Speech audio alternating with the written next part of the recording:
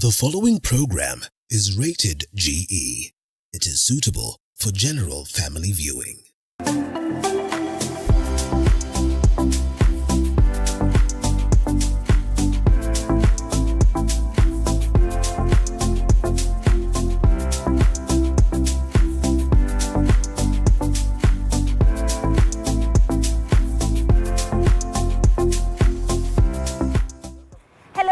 Welcome to yet another episode of The Grind with me, your host, Hibak Saeed. This evening, we're going to be talking about expos, the significance that they have for your business, and of course, this may be the turning point for your business marketing-wise. But first, let's look at the market margins.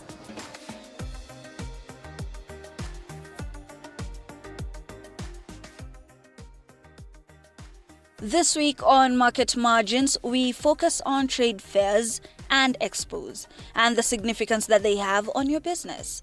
Now, expos held recently include the Kenya International Industrial Expo, which had over 200 exhibitors, a majority of them coming from China.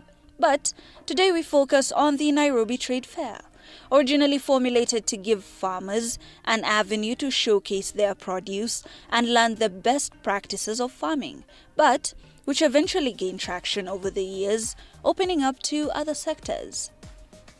Now here's a brief history of this trade fair, which is often referred to as show by a lot of Nairobians, and it goes throughout 17 regions across the country on which it debuts. In 1902, the first show was held on the 26th of February at the Jivanji Gardens and Market. In 1903, two shows were held, one in Jivanji Gardens and the other in Mombasa's Prince Park. In 1949, the society changed its name from A&HSK to the Royal Agricultural Society of Kenya. This is pre-colonial era. In 1972, the society was honored to host the All Africa Trade Fair. In 1989, the first preferential trade area trade fair was incorporated during the Nairobi National Show. This was to mark the beginning of the society attaining international recognition.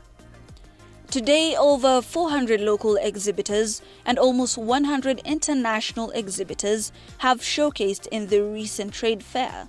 This is over 500,000 visitors who are expected over a period of 7 days, with a lot of government agencies being represented within this trade fair and a lot of exhibitors and businesses as well.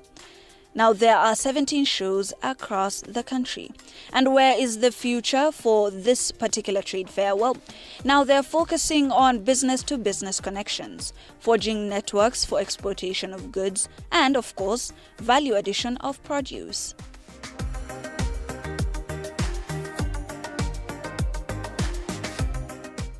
Now that's just some of the information that you need to know about trade fairs and trade expos. Now we get to see some of the exhibitors that we got to see on the Nairobi Trade Fair.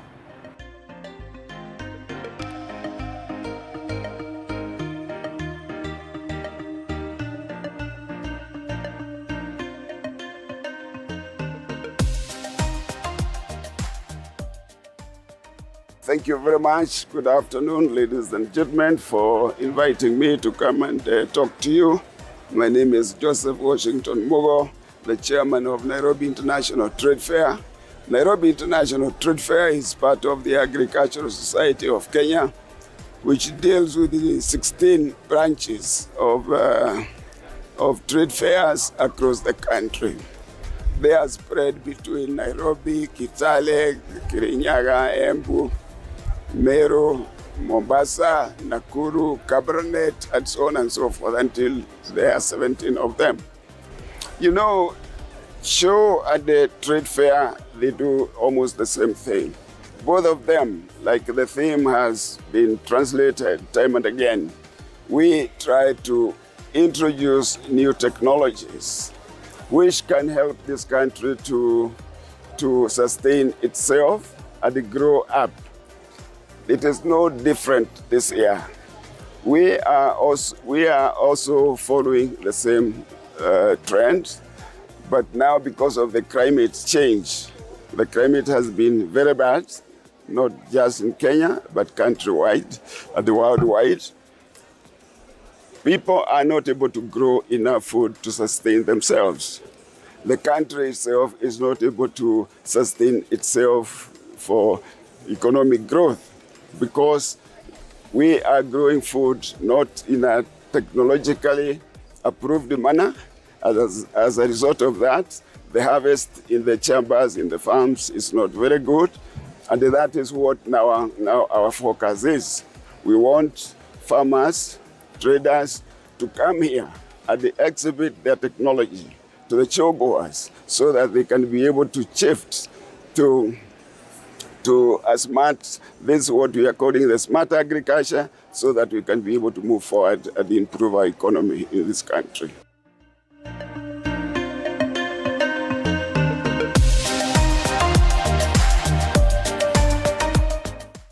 My name is Teresia. I'm a marketing coordinator at AgVenture Limited, which is an agribusiness.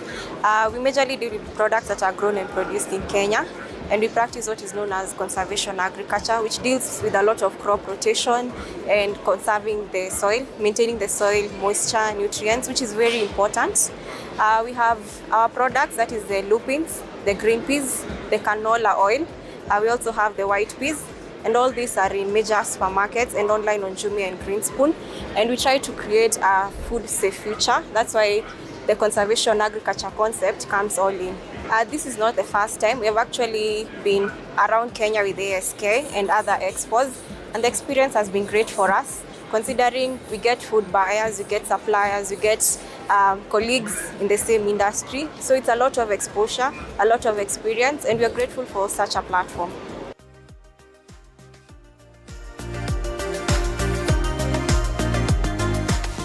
I'm Wendy from Simply Foods. Our expectations for the 7 days is that we'd like to reach as many people as possible. We would like for people to know our product, to know how nutritious it is, because it's pure Wimbi. And we'd like to, most of the things we do, we are promoting healthy living, aside from people always eating fast foods and that. So our main agenda is to get more people to know about the product, know how good it is compared to any other product.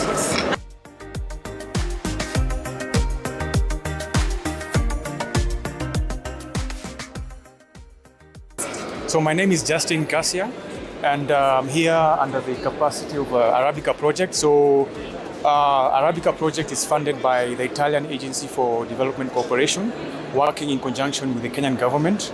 And I'm actually under one of the implementing partners, E4 Impact. The two others are CHEFA and AVSI. So we are three implementing partners in this project. So we want to impact between 30,000 to 40,000 farmers in 7 counties in Kenya. That's Kiambu, Meru, Embu, Nyeri, Bungoma, and Machakos. And under each of those 7 counties, we have 3 cooperatives. So that's 21 cooperatives in total. So the aim is to get more income for the farmers in the way of direct sales. So we want to connect these farmers with direct buyers, whether in Kenya or internationally. But we're also training these farmers on things like best agricultural practices, climate smart technologies, how to best brand the coffee, and how to best sell it. We're also including the youth. So we have the youth also under this project, under young service providers, that's what we call them. So they'll be providing services like transport, for example, things like that. Harvesting, what else? Things like data collection, because we also have a component of data collection of all the farmers, because we want to have a digital platform where we'll have all the farmers' coffee in this online platform so that it's easy for whoever wants to buy to connect with them. So we are having these youth help us in collecting that data.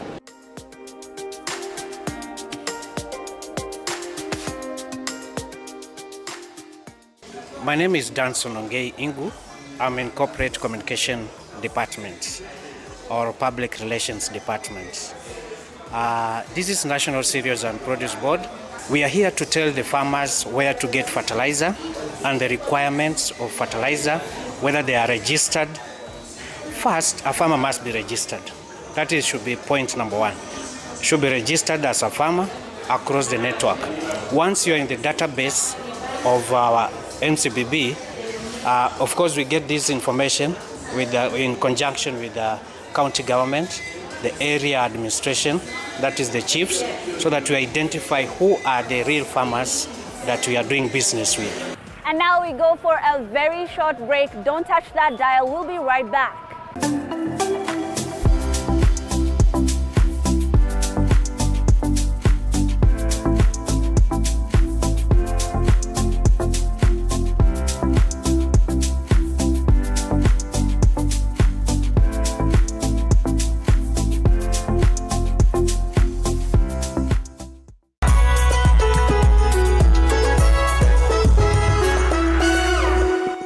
Yajayo katika upeo wa TV47.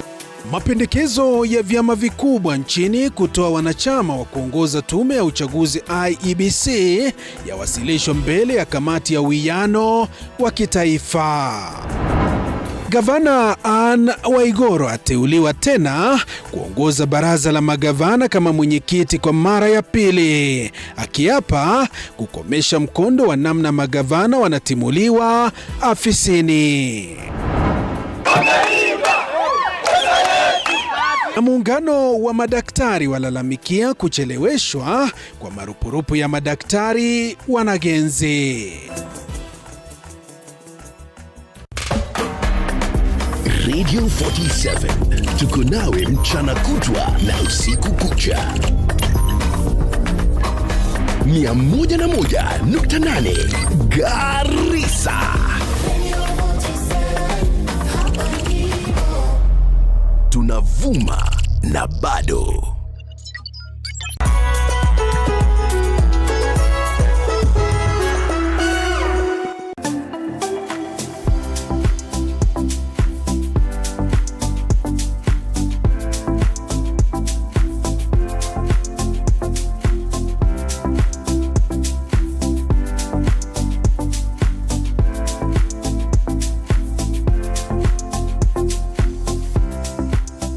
Welcome back to The Grind, and in case you missed the first part, we were talking about expos, their significance to your businesses. Of course, we broke down the numbers on market margins. We looked at a couple of exhibitors that we got to see, and now we're going to be looking at some of the business capital that you can use while looking into expos.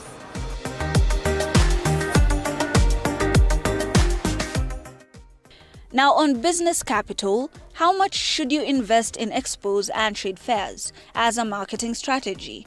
Now, on average, a typical stall or area can go for as low as 2,500 shillings to even more than 500,000 shillings.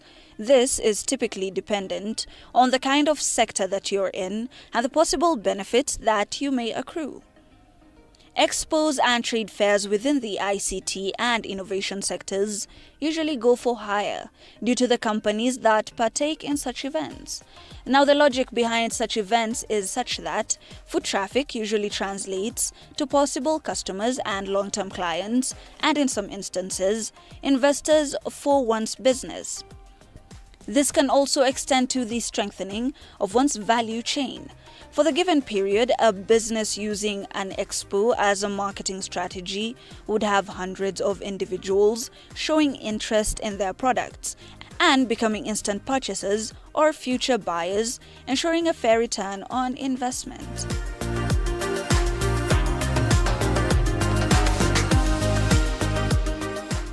And that's, of course, what we had on Business Capital on the front of expos. Now, we break down some of the details that are important to you with our expert for the week.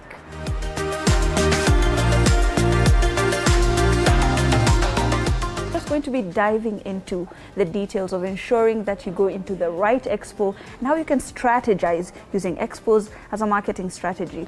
First of all, if you could just tell us, or if you could just help our viewers know, what exactly are these expos and what is the significance that they have for businesses? Yeah, expos are basically, it's like showing off who you are and your products. And in this case, because we have international trade fairs, we are talking about showing off our country. What do we have? What do we got? What do we have for our locals here? What do we have for people, foreigners who are coming as visitors at the Nairobi Trade Fair? And not just for Nairobi Trade Fair, for any expo that happens here, let's say in Sarit, in KCC, there are so many happening.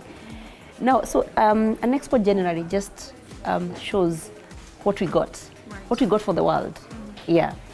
And say I'm a business who makes a revenue of about, the small MSMEs make about $1 million to 25 million a year. I'm already paying rent for my business. I'm already using all this money on taxation. Of course, it's been adjusted from 1% to 3%. What would convince me to spend an extra amount of money on an expo, and several expos at that, per year? First of all, even when things are really tight and tough in the business world, one of the things you should not touch is the marketing budget. Right.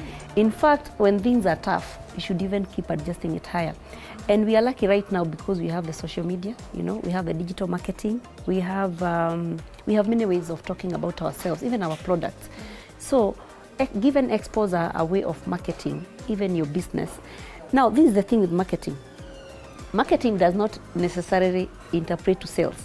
Sometimes it's very hard to get return on investment on your marketing budget or the marketing activities that you have done. But what marketing does, it propels you, it puts you out here, it gives you credibility, it gives you visibility which you need for your business. So even for Kenya, when you hear there's an expo, let's say you want to export, let's say avocados, where will you get customers? You need to visit expos even outside the country. Now when we do expos here, first, you know where to get your products. Number two, you can even tell people this is what I have. I feel in Kenya we have so much to offer. How then do you measure as a business? How do you know, okay, this is the amount I would like to spend considering this is the product that I have and this is what I aim to make by the end of the year? How does this reflect in our sales? From a business perspective, marketing is an expense like any other. The same way you have to pay employees, the same way you have to pay for rent, marketing should be one of them. And it's a serious factor. It's even a serious factor of production. It's also a serious factor of how successful you will be. So paying for an expo as an exhibitor is not a loss. And the good thing with exhibitions and expos is that they give you a very long term. Someone who will call you over many years and tell you, we met in this expo, and give you business. It could take a year. It is not a very short-term investment. I know Kenyans, we have a problem of wanting to reap so fast, but if we become very long-term in our business perspective, then we're able to harvest. For the Nairobi Trade Fair, we saw that a lot of the businesses that were coming in there were banking on the foot traffic. The ASK, who were the promoters and who were also the organizers of this particular trade fair, were saying they were expecting about 500,000 people to come and visit there. A lot of businesses had their aims at around 100 people. Those 100 people would also help. In a lot of these expos, we see a lot of business-to-business connections. If you could just delve into that, how is this important for businesses? It is extremely important. I have been previously I have exhibited there, but I also noted many people who are going to exhibit also expect very, very quick returns, like we have said, which is not possible because first you're not really going to sell, you're going to tell people about your business. Well, marketing and sales is different. Sales is you can measure directly. I mean, I went to sell 20 eggs, I sold 2, I came back with 18. Now in marketing, like we have said, it's long term. The people who are at the what we popularly call it as the showground, and expecting that 500,000. We have, I remember those many years ago when we were younger, when we visited the showground, we would be amazed by the cows and all that. Yeah, I mean, these kids we have now, I mean, when I take my sons, which I always do, like maybe I'll take them on Sundays, they're not interested in the cows. They're wondering what do they have to do with cows. So they'll be more focused on the fun, the bouncing castles. But us who are adults, I mean, we need to change because we are not kids. We need to say, this is the biggest opportunity we have as a country to exhibit what we got. And it's a good opportunity to meet suppliers. Let's say, for example, you're in the real estate industry and you want to see who are selling roofing solutions. What is the most sustainable? Now you're talking about sustainable goals. So There are solar, people selling solar, for example, and solar has become big because, you know, the power bills are also very high. Right. So if you're in a certain industry and you want to know how is my business going to survive the next 5-10 years, right, then you're in the right place. You need to go get as much information, as much suppliers as possible, so that you can be able to do your business sustainably. Yeah. Purity, a lot of expos have a lot of benefits, and they have a lot of people that they are aiming for. Each expo has its own demographic that it is aiming for. As a business, what are some of the things I should be looking out for? What are some of, you know, the qualities I should be looking out for in these expos to know that this is the right expo that I should be going to? The truth is, when you're beginning, it's very hard to know where you should go. So you have to cast your net wider, but you can zero down to what exactly you are in. Let's say we are talking about like solar solutions, like I had mentioned earlier, and you're in construction, but is this your area? What do you do? Are you an architect? Are you a contractor? So whatever you are in, you have to look for something that you have to have at least of things that you're looking for. And then if many of them tick from that expo, because most of them, they have the information, you know, online, it's available. So that's an advantage. So you can easily tell, these will address my needs. Now, when you go to expos, this is the interesting bit. You could go to an expo and actually change your business totally, completely, a 360 flip. So I would say it's an eye-opening thing. It's not just purely looking at me. The only thing I sell is avocados, and there's nothing in for me. You could go there, your business is struggling, and decide, now I think I'll be selling tomatoes. I think I'll be in potato production. So it's also eye-opening. It's, I think, an opportunity for us to think wider and see what else can we do. On the aspect of innovation, we've seen that, you know, as expos usually adjust as they change, as the years go by. For example, the Nairobi Trade Fair, which started in 1902, started in Jivanji Gardens, by the way, and then over time it adjusted. Last year during COVID season, we had a lot of, there weren't direct interactions, especially on the wider global margin. They employed, you know, having Zoom, where there wasn't a lot of face-to-face interactions. Where do you see expos going in the future? How do you see people interacting in these expos? It is good you have mentioned Zoom and COVID and all that. Yes. There's a fair in China called Canton Fair. And they were very creative. They actually put online. Because what you need, it's not just to see the product that you're buying. There are many aspects to a product than just the physical aspect. And I think in Kenya we also need to get there. And that is why, like I've said, the generation we are raising, they may not exactly understand why they have to go see cows and spinach and all that. So we have to keep being creative and innovative, even as we do these fairs. Now, Canton did not stop. They are back this year. I think there was one in March, April, and there's another happening this October. Now, by the time the Chinese guys were still exporting to Kenya, even without the fair. People who were buying products, they were still buying because of communication and, of course, what we have called innovation. So you're able to order the products. I can send you samples. You can see it. So we should reach that angle where, as Kenyans, we're able to send away samples of what it is we are talking about. And then they give us orders. We do trials. Those are things we should be able to do because it's not rocket science. So if we have technology and very creative products, we should be able to send that even away. I mean, let's talk about a trader in Isiri or Gekomba or Nyamakima.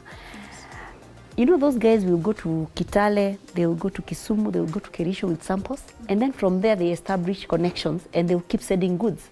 So what is so hard in us sending goods elsewhere? It's not hard. Expanding expos to the larger global demographic could be quite a challenge. And talking about tariffs, embargoes and all that. What are some of the policies that are either encouraging or discouraging using expos as a marketing strategy? Now, I have interacted with many business people, especially people who are in manufacturing, and they have almost the same complaint. They say the government is not supporting us, we are overtaxed. The minute you open a plant and say you're manufacturing something, you're manufacturing clothes, I don't know, you're manufacturing, just something. I mean, let me just use KRA because they are the ones. They will be there. KEBS will be there. Not to encourage you, but first to check whether you have, you have met the standards. I feel when they are coming to us, they don't come with to help us make sure we are doing quality and that we are following the standards. I feel if you go to a real business person who is producing anything in this country, they feel harassed. And until we come down to the entrepreneurs on the ground, business people, and find out what they need.